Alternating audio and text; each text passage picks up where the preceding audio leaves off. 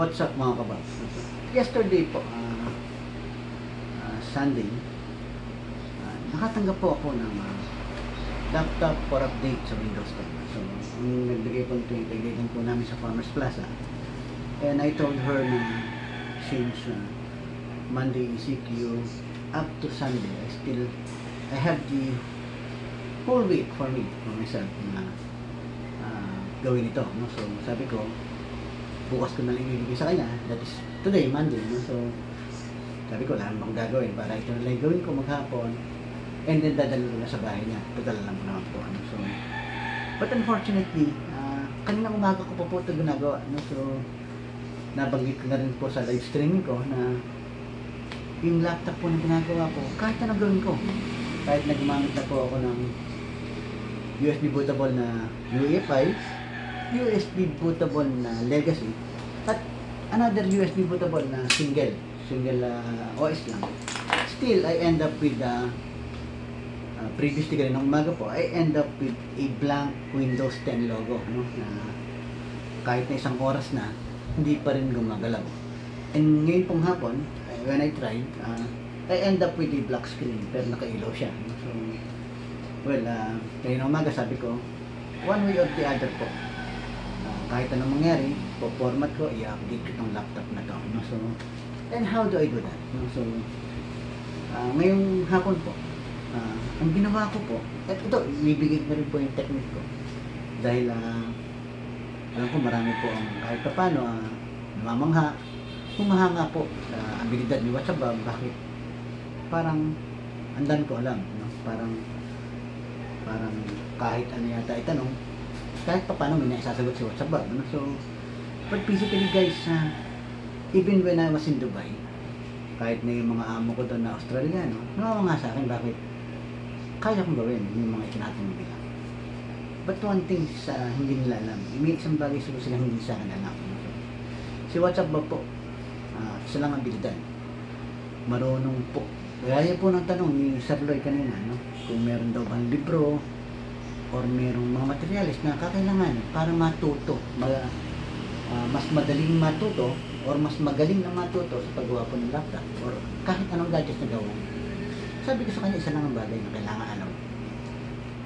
Kailangan po marunong kang mag-search sa Google, marunong kang mag-search sa YouTube. Kailangan marunong kang magtanong ng tanong-tanong, both Google and YouTube, para makasigurado po kayo na yung sagot na gusto mo ay makakanta mo.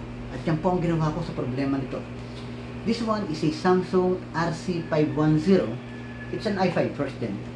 And ang naka-default po rito is Windows 7. So, dito naman po. Wait, check lang ko. Nag-record, no? Naka-default po ito sa Windows 7. But the owner wants me to upgrade this to Windows 10. So, for whatever reason, alam naman natin na mas maganda pag Windows 10. Dahil mas marami kang application na may install na supported ng Windows 10. So, ano ba ang ginawa ko? At nalaman ko yung kasagutan sa issue nito. Bakit ayaw niya mag-install, mag-update ng Windows 10 at lumalabas, logo lang siya ng Windows 10 dito for installation. So, well, inisip ko na siguro hingin ko na lang yung tulong nung kumpare ko, si paring Google. And ay chance upon, nakita ko po yung kasagutan po nito. So, titingnan niyo po. Okay.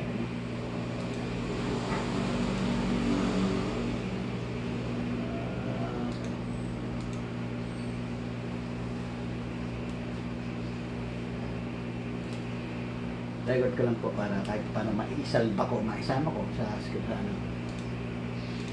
Ang ginawa ko po, nag-search po ako sa Google kung bakit itong Samsung RC510. Kung kayo man, may problema po kayo sa laptop nyo, sa cellphone, i-search nyo lang sa Google, dito po ang fix niyan, ang kasagutan, kung bakit may ganitong problema, at paano ba natin ito solusyonan. So, ito po, ginawa ko. So, nag-search po ako. Kung makikita niyo po, sinearch ko dyan, Samsung RC510, yung model po nito. Cannot update to Windows 10. Napakasimple po ng katanungan po. Ano? Cannot update to Windows 10. At napakadami pong sumagot. Lumabas na fix yan. Mga nagtatanong. So, yan po, babasahin niyo po yan. Kung may kasagutan ba sa katanungan nila. At syempre, may nakita po tayo dyan. No? So, sabi niya rito, ayan, ganito rin po kasi yung lumilitaw sa akin. Dito, mismo sa laptop na to. No? Sabi niya, trying to boot USB, yan problema. Then dito, may sumagot dito. No? Sabi niya, same problem here too. No? So, okay. Kaya lang.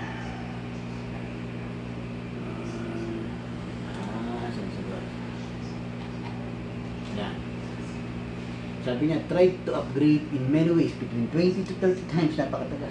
Ilang beses na. Anyway, try to download, like mentioned by others, on the internet, removing the Wi-Fi on board, no? Pero mo yun. Kaya pala hindi siya mag-format. I mean, dahil sa Wi-Fi na nakakabit mismo. Yung Wi-Fi module nito. At yan po, papakita ko sa inyo, bubuksan ko na. Nakalagay po rito sa solusyon niya, like mentioned by others on the internet, removing the Wi-Fi on board solve the issue. Solve the issue. You see, it is the fix. Tanggalin mo yung Wi-Fi module, saka mo siya i-format. Anyway, try to download and upgrade process again, and after the soft restart, in the end, finally the laptop showed something different. Any install screen on Windows 10. So, lumitaw na, install na, diretso na yung pagkaka-install. So the trick, removing the Wi-Fi on board, solve this also on Samsung laptop. So basically, yan po ang papakita ko sa inyo. Yan po ang gagawin ko para ma-check mo natin kung talagang na-solve niya ba. Yung problema ko na naka-stack siya sa Windows. So panoorin nyo guys, papakita ko po. So basically, binigay ko sa inyo yung tips, yung lihim ko po, kung bakit parang si WhatsApp bug is napakadami na naman. Yan po ipapakita ko po sa inyo. Ngayon po, ibubuksan ko po itong laptop. Silipin niyo po. Tanggalin po natin yung Wi-Fi module. Check natin kung sigurado. Bubuksan ko po. Kung talagang yun po yung sagutan.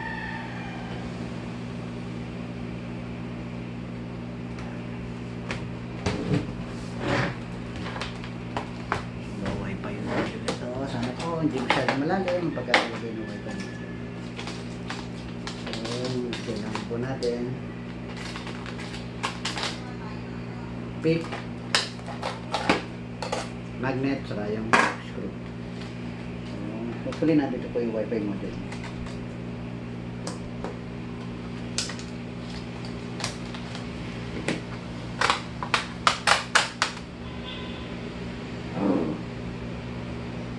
The Wi-Fi module is in here. Oh no! So I need to open the laptop. Hold it. So po guys.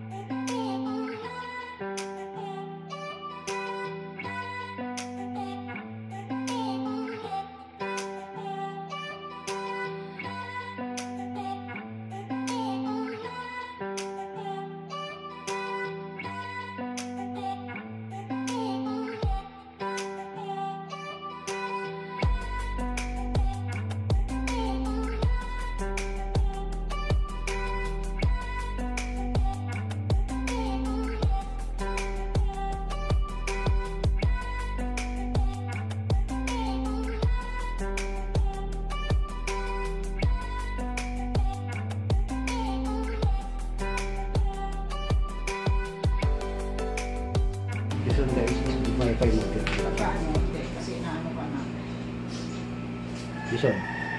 Wi-Fi module. Tanggalin ko na. Buhay mo. May sugar. Lahat naman. Kung hindi matapapakasak mo na. Mamaya ka.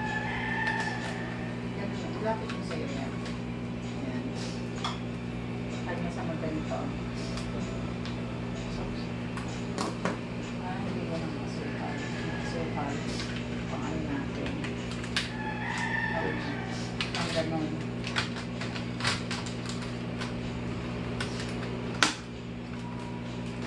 Pwede natin dagdagan para madami. Yan lang.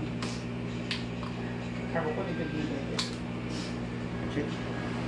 So, tinanggal ko yung Wi-Fi module guys. So, tinanggal ko yung connection. Then we'll try again.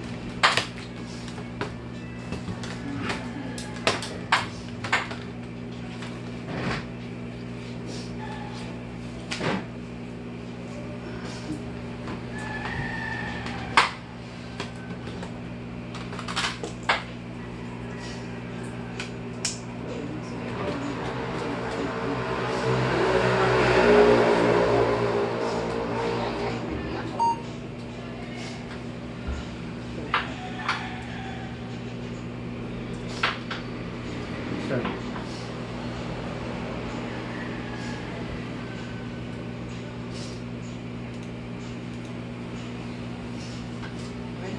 Hindi ganun daw.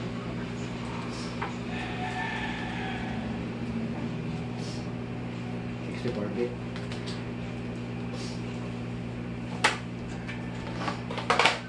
Wait lang natin. Ito guys, dito ako nag-stock ano. Let's see kung diretso siya ngayon. Pwede ko din electric naman.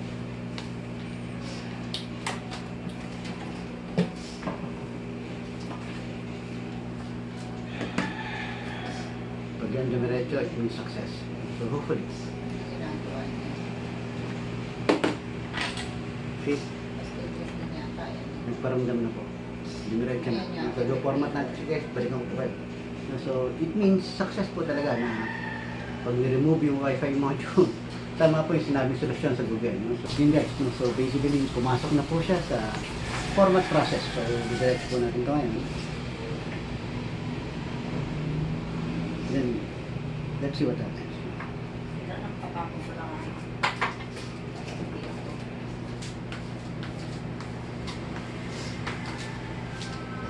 Very strange, ano? Wi-Fi module lang, i-remove para dumiretso yung format. No? So, and it's the Wi-Fi module itself na nag-prevent sa Windows 10 and Windows 10.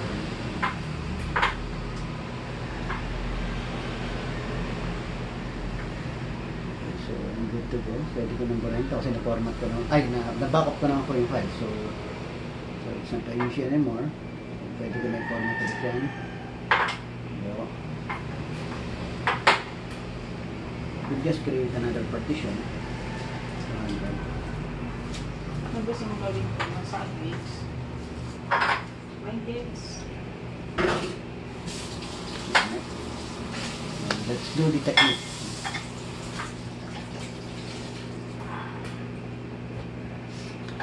Yun mga kabab. So this one's almost done. No? So tapos na po ito.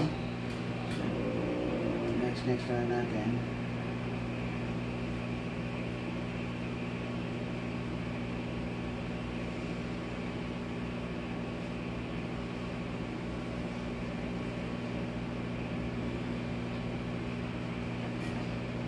Simple lang.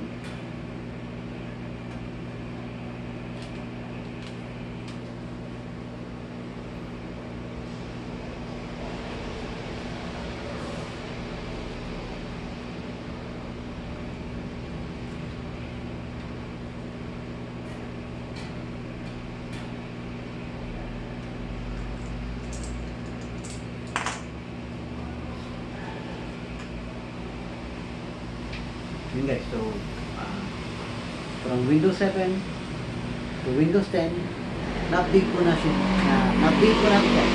From Windows 7 to Windows 10, na-update po natin siya with minor bumps, no? Dahil kanina po, ang problema natin is that naka-stuck na siya sa logo ng Windows 10 na format or update logo, no? So at since nagawan po natin ang paraan yan, nagawan po natin yan paraan dahil ang ginawa po ni WhatsApp Bob, nag-search po siya sa Google ng fix kung bakit nagkakaganito, kung bakit ang Samsung RC510 ay stuck on a Windows 10 logo pag ina-update siya.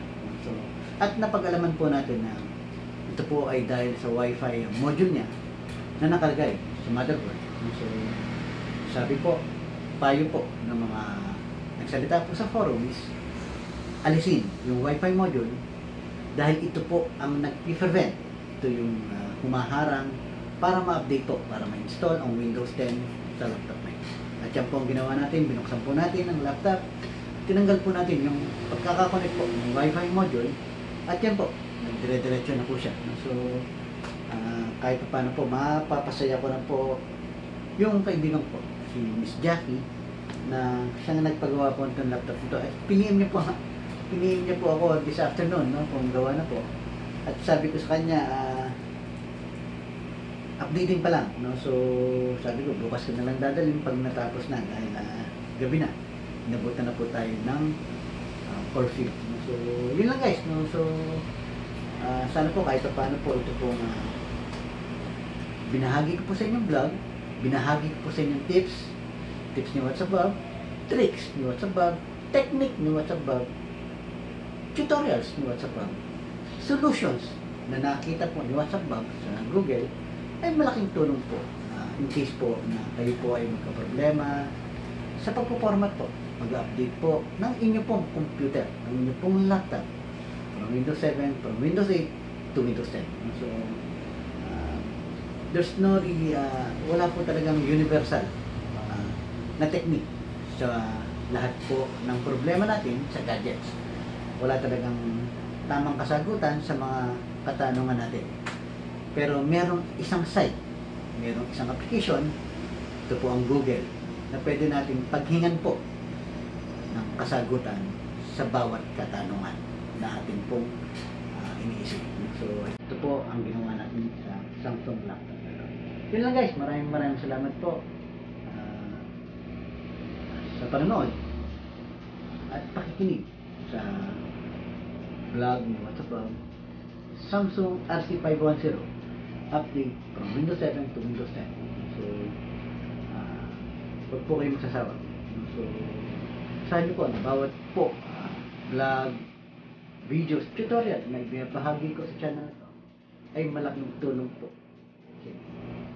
Maraming salamat. Stay safe. Iwas po tayo kay COVID. God bless you.